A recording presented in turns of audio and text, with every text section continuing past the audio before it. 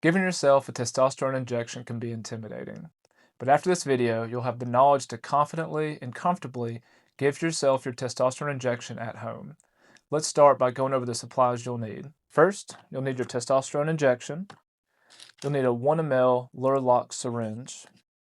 You'll need an 18 gauge needle to draw up your testosterone. You'll need the smaller 25 gauge needle for your injection, some alcohol swabs, and then you might like to have a Band-Aid. I don't have it on camera, but you'll also need a sharps container or somewhere to safely dispose of the used needles.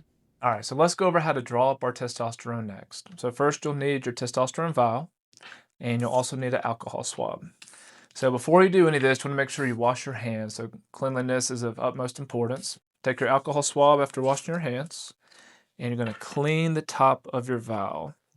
While that's air drying, you can get your 1 ml Lure-Lock syringe, and then you want to get the 18 gauge needle. This is going to be the bigger needle. The ones we give out have a pink hub to them and pink on the back. And so a Lure-Lock will twist on there and help to keep it in place. Now, before you draw out the testosterone, you always want to inject an equal amount of air. That just makes it easier to draw out the testosterone and also keeps the air pressure equal from the outside air and the air inside the vial. So let's pretend we're going to draw up 0.1 ml. And that is what 0.1 ml will look like.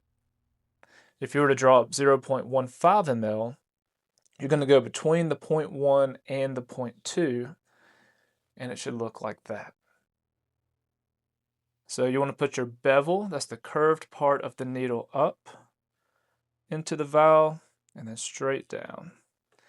Now I usually like to hold the vial with 2 fingers like this, and then I'll hold the needle like this. You want to pull it back. You want to make sure the needle's actually in the liquid.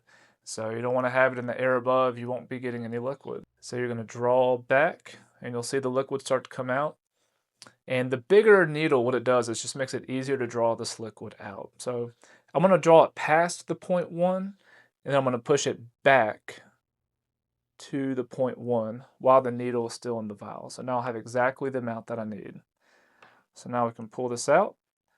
We can recap our needle, and then we're going to pull the plunger back, take our needle off, and we're going to swap to the needle that we do the injection with. So for the injection itself, it's going to be a smaller needle, and it's a 5/8 inch. This is meant for subcutaneous injection. So once we have that new needle on, we're going to push the liquid to the top. And you may notice you might get some bubbles in there. You can flick it, help those bubbles come to the top. And I just usually try to get 1 or 2 drops out of the syringe. And now I know that I don't have any air bubbles. And now you're ready for your injection.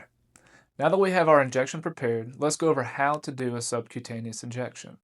Now, a subcutaneous shot or a sub-Q shot goes in the fat beneath the skin, so not into the muscle. So the easiest place to do this if you're at home would be around your stomach. In general, all that is good. You want to remain about 2 inches away from your belly button.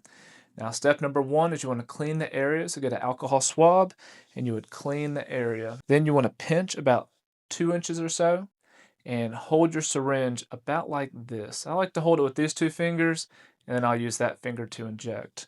You want to try to go in at roughly a 45-degree angle, and so you just smoothly go in, push the plunger, pull straight out, and that's it. Nothing to it. Then you want to dispose of your used needle in a sharps container. If you don't have a sharps container, you can use like an old milk jug or water bottle would be perfect to put it into.